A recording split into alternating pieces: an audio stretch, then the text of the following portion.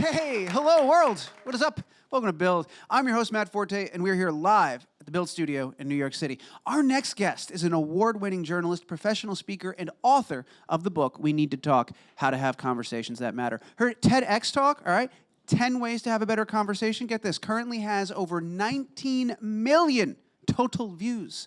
Okay? Yeah, you are correct to whistle as such. That is a whistle-worthy number. Folks, prepare yourselves. Two people who talk professionally are about to have the conversation of a lifetime. That's right. Round of applause, please. The great Celeste Headlee is back. Make some noise for Celeste. Come on, everybody. Come on. Thank you. Thank you for coming on by. How you been? How's life? I'm good. Yeah. Pretty busy. Yeah, I can tell. I was reading. Yeah, you've been very busy lately. And it's not like that status thing. You know how it's sort of, fashionable every time someone asks you how you are? Oh, I'm busy, yeah. Really busy. Yeah, I'm just going crazy right now. I'm crammed. I know. Oh, it's a good problem to have, though. I know. Yeah, it's a good problem to have. I wish I had a break. I know. It's not like that. It's more like I'm busy. Yeah, no, you're just doing a lot of stuff. Exactly, You just got yeah. a lot going on. Yeah. Well, it's funny. Last time you were here, it was on the eve of the release of the book. It was very big. The book has come out. People have responded to it. It's in the wild. It belongs to the public now. How has life been post-book? How have you been in that period of time? Well, I'm working on my second book. Good for you. Which is due to the publisher in less than a month. You'll get there. You got this. And it's been really good. I think, not to be cliche about it, but one of the best things about putting something out there like that is that it actually calls for a response, right? Yeah. So then people are actually coming back and saying, well, this was my experience, or this is what happened to me, and you can I can see where some of my blind spots were, where I'm like, I never even considered that somebody would be in that situation. It sort of opens your perspective up, which is always It's good. fascinating, yeah, the idea of a book being a two-way conversation. Exactly. You don't immediately think of it that way, but it certainly is. Like, Right, and yeah. that's kind of a function of our current life, right? Like, I can't imagine Charles Dickens I don't know how much feedback he was soliciting back in the day. or getting, So, it's I see that as a very good thing. It's really exciting. Was there anything, of course, that you learned putting this one out that you're like, well, I'm not going to do that again? Or like, what did you take with you into this second book? It's Interesting. I thought the second book would be easier. Yeah. Like, I'd be like, I've done this. Yeah. No. That is not what happens. You just make new mistakes. So yeah, there are some things I was like, well, I know how to do this now, and then other things that I didn't.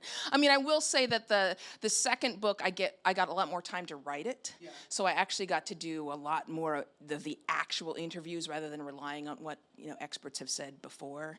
Totally. And I got to do things like just last month as a research for this new book, I took a train trip all the way around.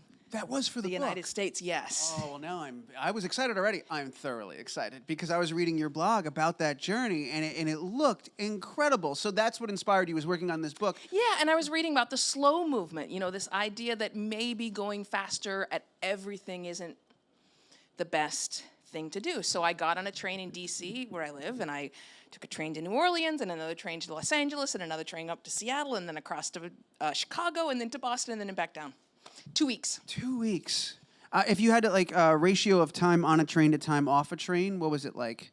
So each city I just mentioned, you're off the train for like a day and a half, and then you get back on the train, which is enough. Like one of the pieces of advice I give is like, if you're gonna do this, don't immediately get in a cab, right? Like, get off the train, have a hotel right near the train station. Yeah. And walk, because you might need the air. That's so amazing. And for those that haven't been following and don't understand why you went on the train ride, just a little bit about what you were doing while you were on the train for 23 hours at a time and 40 hours at a time or whatever. Right. What were you doing? The longest one is, I think, 41 hours, which is how long it takes, to get from Seattle to Chicago, assuming there's no avalanche in the Cascades of Montana. But, okay, so there was two things I wanted to do. The first was sort of talk about the slow movement, learn about the slow movement. And, it's interesting, and I fly constantly. Yeah. But the interesting thing about train travel, you get off an airplane, and number one, who's not a monster at the airport, right? I mean, you're a monster at the gate, you're a monster in line, all of us. Nobody's happy to be there. No one. Miracle of flight awaits. Yeah. Could not be more We're miserable. all angry. Yeah. And it doesn't matter how nice you are. You know, there's a disabled person trying to get to the seat and you feel anger because they're slowing you down. Like, it's horrible. We're monsters. Yeah. So the great thing about the train is that, you know, I got on the train in New Orleans, and then by the time you get to LA, you feel like you've journeyed. Yeah. Like, you feel like you're in a new place. I know, because we almost never get that. Even when you're driving, it's just a different thing altogether. Right. The other thing I set out to prove, because when you're on a sleeper car with Amtrak, they provide 3 meals a day. It's included in your ticket. And they have like a little dining car, and you go in and they say, I hope you're here to make new friends, because they're just trying to get everyone, fill up all the seats, right? So you will be sitting with people you don't know. So there's like a time where everyone has to go, and yeah, they'll be like, on the we're train, serving dinner between 5 and 7. Come at what time you want, but you'll be sitting with whomever's across the table. Yeah, whatever. Right. Yeah. And you have to talk to them, because otherwise that's weird. You're just sitting there, just quietly eating a meal, Yeah. not making eye contact. Completely creepy, right? It's a weird way to consume. Right. So one of the things that really proves is that it doesn't matter who you sit down next to you. If you're asking them questions, you're going to have a pretty interesting conversation. Like, you will hear stories that will totally surprise you. I know. Well, the thing that was so funny to me reading about it at first, because I've never done that before. I've never taken a long train ride like that. At most 6 hours on the Acela, you know, to and from, like to go someplace. But I commute every day. That's a 45-minute drive and the ride rather. And the rules could not be more different. It is straightforward. I have seen family members on the platform and said, "Hi, good to see you. If you need me, I'm going to go up front and nap in the quiet car. This is my time." Your family members. Yes, I have seen people that I am related to that I've said, this is wonderful. The way I've always approached the commute is I got somewhere to be. I'm in motion. And so it was so foreign to me to get in this mode of transport and then seek out the conversations. And then as I'm reading them, it sounded like a beautiful thing. I know. Yeah. And it's amazing. And even at the times when I sat down and I'm like, I really don't feel like talking. But I'd be like, I'm a conversational expert. How's it going? How are you? How are you? And then they end up telling you a story about that time they saw a dude murdered, or, and you're like, takes a turn. Oh my God. Yeah. Crazy, crazy conversations that you have with people that you thought you wouldn't enjoy at all. Wow. Yeah. So that's something for the book. That's something that we're going to get. That's all coming in the next book. In the next book. That is really, really exciting. I could talk to you for the whole 20 minutes just about that experience, but you've got a lot of stuff going on. I do. Very, very exciting stuff. Very recently announced. New show on PBS. Retro Report. Retro Report. I always remember Retro. I just read it. So it was originally, there's this this investigative journalism using called Retro Report, and they worked with the New York Times for a really long time. And they do like short documentary features sort of tracing back how we got where we are. So like if you follow historians on Twitter, like Kevin Cruz or something, this is the documentary film version of that. It's like, okay, wait, let's dial it back and tell you how we got here so you can really understand. And it's important because there's things like the ERA, the Equal Rights Amendment, which is coming back up again. Well, we kind of need to remind people why that didn't pass the first time. Or voting rights, where you know, you kind of need to understand how we got here with these things. So that's the great thing about Retro Report.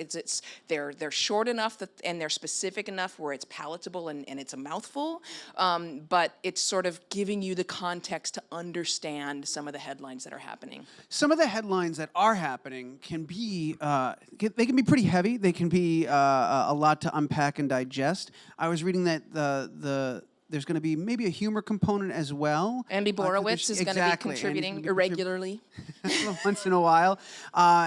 What would you say has been the biggest challenge? How far are you guys into the production? It's just been announced. Have you started working on it? Just been announced. We still have the vast majority of the season to film. So you've got a lot to come. Have you had talks about what you guys are going to compare and what you're going to talk about and the parallels you're going to draw yet? Yeah, I mean, we had originally started with this idea that we'd keep an entire hour on a theme, right? Mm-hmm. Women's rights, and then a whole bunch of different ones. But now it looks like it's gonna be 3 different sort of main subject matters, and every once in a while a little satire from Andy Borowitz. But again, the Borowitz stuff is still gonna be fact-based. Yeah.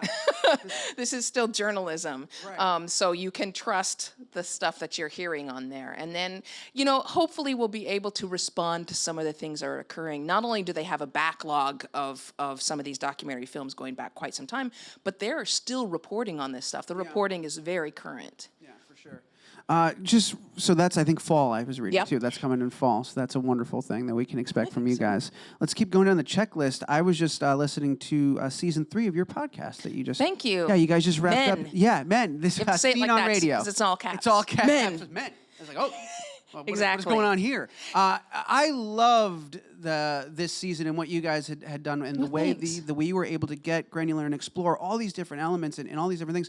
Is there something inherently about the podcast format that's scratching a different itch for you as a journalist that you don't typically get to do elsewhere? Because maybe it's on your terms. You're getting to spend the time you want to spend. You're getting to go as deep as you want to go. Talk to me about the appeal of working on this this show that you guys All are that putting stuff together. that you just said. Perfect. All right, let's go. Wrap it up. Well, thanks so much, Celeste, for being here. I really enjoyed talking to me about it. Yeah. You know, a typical report on NPR, for example, is like 3 to 5 minutes long. On the podcast format, people, especially if they enjoy your podcast, they'll sit for that amount of time to really sort of dig deep, and you can go back. And one of the great things, especially about that season, is you'll talk to this one expert and they'll bring up some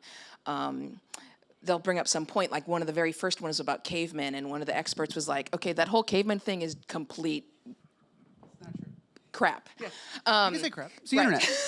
So then we're like, oh, so then you have to go do more reporting, and you get the time to be able to do that. And it's also nice, like in the podcast format, that we're able to actually really have a conversation between the two hosts, as opposed to like, coming up, we're going to be talking about, you know, whatever it may be, the State of the Union from last night. Thank you. It's such and such time of the morning.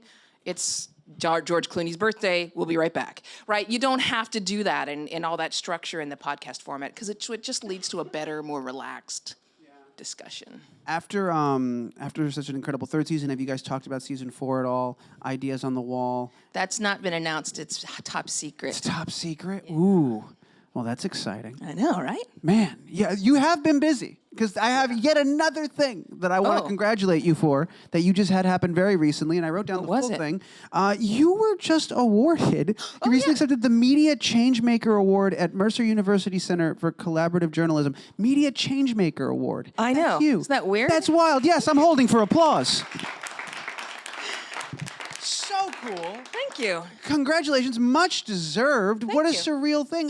Talk me through this moment in your life now. I don't actually know how I got that award. I got an email saying, hey, you got this award. Can you come down for the event? You know what? The interesting thing about that event, though, is I had written this whole perfect speech, because I have to speak for like an hour. Yeah. And I'd written this whole thing. I'd had 2 people edit it for me. It was great. And then all that news happened, not just with Roger Stone, but with all the media layoffs. Yeah, it was all that week, right? It was all that week. All leading up to Media Change. And the night before, I threw out the speech and I wrote a new one. Yeah. I got palpitations. Just the idea of this perfect speech. Yeah. You not only did you have a responsibility at that point as the media change maker to address when something impacts the media at that scale. Yeah, except there was a lot of like young freshman journalism or high school journalists who were thinking about going to Mercer. They have the Center for Collaborative Journalism is top notch at Mercer. It's great. But one of the professors came up to me and said, hey, listen, when he found out I'd thrown out my prepared speech, he said, hey, that's great. Listen, number 1, you should say whatever you want. We do want students to attend. Mercer. We want them to keep coming. I gotcha. I gotcha. Yeah. I got a chance to read. There was an excerpt of your speech that was posted. It was on Maybe, yeah. I forget where I saw it, but I saw a bit of it, and there was something I really liked you talking about, especially as someone as an expert in conversations. And you were saying that on your shows, when you have the chance, you won't really invite pundits on. You welcome real people, real stories, much like the people you seek out on the train and all that. And I was reading that, and I agree with that. And you can find that. Podcasts are a great place for that. And maybe this is me being cynical. I'm worried as long as the clickbaity stuff drives the clicks, as long as the drama is have we gone too far down the rabbit hole? Will the needle move back in the other direction? What is your personal? I mean, I never think there's such a thing as too far until we're all dead. Fair enough. That would be too far. Right. I mean, but I think that at this point, we have come to accept the fact that there's such a thing as a pundit who can have an educated opinion on anything. Yeah. That's not possible. So why are we listening to them? Like, why would you not actually go and find the person who has experience with that or has studied that? Why on earth would you think that this same dude who got a degree in political science and that's it, suddenly can give you their opinion on merit pay for teachers and healthcare and racism, and it's gonna be worth listening to? It is not. So I do think that we are seeing signs that, I mean, look, the viewership for cable news is not great, and is dropping. And I have to hope that shows us that maybe the millennials aren't interested. Yeah. That would be awesome. That would be nice, wouldn't it? Yeah. I believe I'm a millennial. I'm on the cusp of the edge of the millennial. Not interested. I can say that. Right? Much. Yeah. And That's great. It is nice to see those numbers move in that direction. It just, like I said, there's a cynic in me that worries that maybe. I know. That's what makes money. And That's so because we've therefore- been in this business long enough where we're like, Yeah. yeah. I saw, I don't know exactly what the connection would be to what we're talking about here, but I saw that at the end of the year, last year, you were leaving Facebook. I think that was mostly triggered by the privacy scandals and all that. But I was intrigued mostly by that move because Facebook is so much a part of how people communicate and how people believe they're conversing at this point. So I'm wondering to hear it from you and not something I looked up online, why you were leaving and how life's been post-Facebook. Yes, for you. it's been the privacy thing. Yes, it's been the admissions that they knew someone was interfering with the election and they took the ad money anyway. Yes, it's been all of those things. But also for the second book, I've been doing all this research in which I've discovered, for example, that if you, let's say you have 1,000 friends on Facebook, you have a limited amount of social energy. And if you're expending that on Facebook, you end up not having the energy to spend time face-to-face with your friends or people that are actually honest, everyday people. So I started asking myself, is this a worthwhile trade? Yeah. Is it worthwhile for me to spend my money that way, my emotional money? And I was like, no, nope. I would rather come home. I mean, how many times do you come home and someone calls and, hey, you want to go see a movie? And you're like, oh, no, right? I mean, and it's possible. And what I've discovered in the couple months since I've left Facebook is that that's true. Now I actually have more energy, and I actually don't react negatively as soon as someone asks me to do something. It's really interesting. One of the things I've always, and this isn't necessarily limited to Facebook, but just the era of customization, and Facebook definitely allows this for everyone to sort of become ensconced in their little bubble, in their little echo chamber. And for me, it's always tough, especially when talking to family members, especially when we don't agree on stuff, of getting them out of their bubble, out of their comfort zone. Yeah. So much of what they see and read and You believe. know you can't do that on Facebook, right? I know. Well, you want to know something? And this is not a brag, because I will be the first to admit it's just happenstance. I've never had Facebook. And people are always like, good for you. And I'm like, I'll take that. But honestly, I never... It was a laziness thing more than, if you follow me on any social media, you'll see I'm a very lazy poster. I couldn't even possibly recall the last time I did it. I just don't interact with it. So Facebook never appealed to me. I never got into it. But when I see them outside of it, I feel the repercussions of it. Which is interesting. Yes. I feel, because they've surrounded themselves with, and maybe I'm wrong, this is the perception I have, but they've surrounded themselves with what they've already chosen to believe, with the echo chamber. And so when you want to have a conversation, I'll say specifically about Trump, I get so frustrated, I pour another glass of wine, I move on, because there's so much to unpack when they start throwing all these things at you. And you're like, no, that's not true. Well, that's not true either. Wait, you don't actually believe. What conspiracy theory did you just drop on me? I'm going to have another glass of wine. And I walk away. Help me. In those scenarios, how do I make that a better conversation? How do I talk to somebody about that? Obviously, I can't break their bubble. Obviously, I can't do it on Facebook. Can't. Yeah. And you won't over the course of a conversation either. Yeah. The most powerful thing that you can do is establish a bond of empathy with that person, which you cannot do while you're trying to debate them or win. If you establish a bond of empathy, it suddenly makes them, not suddenly, but it will make them more likely to have an open mind to hear things going forward. Yeah. I like the guy, Daryl Davis, the jazz pianist, who convinces, in his off time, convinces guys to leave the KKK. There's a PBS documentary out that's called Accidental Courtesy. He's so successful that he dismantled the KKK operation in the state of Maryland. Right. And he never tries to convince them of anything. What he says to them is, tell me what I'm missing. You tell me why I should believe what you believe.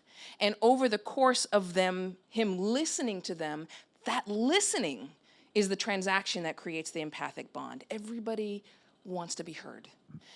Let me ask you another question then, a follow-up, because here's something I'm intrigued by. You're talking on the train, you're meeting all these people. Yeah. At some point, as you're not talking about politics, you're talking about their lives, but does politics ever come up? And when it does, is there a moment where you go, oh, I was so happy just thinking of you as a person and not a person that thinks this. Like, does it start to color your perception and you have to fight that back? Or what does that do? Did that moment occur? So that moment occurs all the time because I'm black and Jewish and nobody looks at me and thinks that. At most, people think I'm Dominican. So what ends up happening is people say things they would not say if they didn't think I was a member of their tribe. So it happens all the time. The thing for me is that I always call it out, right? If they've said something that is racist or wrong or ignorant in some way, I say, okay, that was racist. Let me explain why I would rather you not say that to me again, blah, blah, blah, blah, blah. And I try to keep that conversation going. So kind of in a way, they've opened an opportunity for me, for them to talk to somebody who does disagree with them. Yeah. And they didn't know they were doing that. Right. Does it take time? It sounds like you've done this more than once. Does it take time to get past the I'm not racist, some of my best friends spiel? Like I feel like that's a reflex. So if you say that to somebody, it is. that comes first. And it's always you just gotta get over that. Yeah. And then get to the real I just wrote a piece that's called I'm Not Racist. Yeah. And it's the first thing people say. I'm not racist. And I almost always say, you are. That's okay. Everybody's biased. You are racist. That's all right. Have a conversation. Let's talk about what revealed to me all of your racistness, and then we will move forward, And my next door neighbor at one point in Detroit. Detroit is a black city. Many of the suburbs that surround it are white. And my neighbor said, can you get my mail for me? I'm going to be gone for 2 weeks, and I don't want those people to know I'll be gone. And I said, Marcel, I'm black and broke, so I'm one of those people. Still gonna get your mail. He goes, oh, I'm not racist. I said, you absolutely are. I'm still gonna get your mail though. Yeah. So here we are. Now we're in this room. Exactly. Let's talk about this. Wow. We got a question in the room or two that we're going to turn over in a second. Before we do that, though, I just sincerely, you are so cool and so smart. So thank you. I'm always so excited to get a chance to talk to you, and I was really thrilled that you were coming back on by. So this has been great. We've got Kate? We got one question we're going to take real quick. It's coming from our audience right here in the front. Go for it. Hi. I was wondering is there ever an appropriate time to try to shut down like a political conversation or change the topic, or do you recommend trying the empathy thing? The empathy thing. I always recommend trying the empathy thing, except if you know you do not have the energy for that, it is totally okay to be upfront about it and say, I'm not in the headspace for this, and I don't want to argue with you, so I'm going to leave. Or, you know what I bet we both agree on? Dogs. Let's talk about dogs. Let's talk about ice cream or Mexican food, right? Everybody likes tacos, right? Let's talk about something else because I'm not in the headspace. And you can put it on yourself by saying, I don't want to say something to you. That's not fair. So let's set that aside. It's totally okay. Have you found yourself, yes, of course, you must have, but what's the scenario you found yourself in where either you did not have the energy or you were you were doing all of these perfect things, but the person on the other side just wasn't playing along? It happens all the time, right? To all of us, and that's when I excuse myself. You just have to. I just excuse myself, yeah. When I give speeches, and I'll just give a big, long, hour-long keynote speech, right? And everybody in the audience wants to come and talk to you, and I love that. That's all positive energy, but I'm exhausted. I'm like, I'm going to go and hide in a closet now, and you all have a lovely day. Yeah, it happens all the time. You're actually, speaking of that, you're doing something. You're at a conference in February at the end of the month for the Conference for Women. Yes, the Women's. Yes, in San Jose. And here's the cool thing about that. I get to be the one that interviews Gloria Steinem. That is very cool. Oh, my God. I know. So I imagine you're pretty excited I'm pretty excited about that, yeah. Do you ever get nervous before you go into those things? By I those things, I mean like interview nervous. with a person. Yeah. Yeah, I don't feel like nervous. I mean, you would know this also. Like sometimes you just feel a stronger pressure to really be on top of your game. Right. And so I do feel sometimes more pressure from myself mostly, but also like this person is legit, right? Like, Sign 'em. yeah, I'm not going to get away with my normal shenanigans here. I need to actually do my homework, yeah. Well, congrats on everything, on the award, talking to Glory in the future congrats. This whole nine, you're living your best life. I love following you on Twitter, and I love reading your stuff, and I'm looking forward to this next book and this show. Make Thank more you. stuff. You're not doing enough. All right? There. Everybody, do me a favor. Put your hands together. Make a ridiculous amount of noise, and join me in thanking the great Celeste Headlee for being here once again. Come on, do it up. Thanks.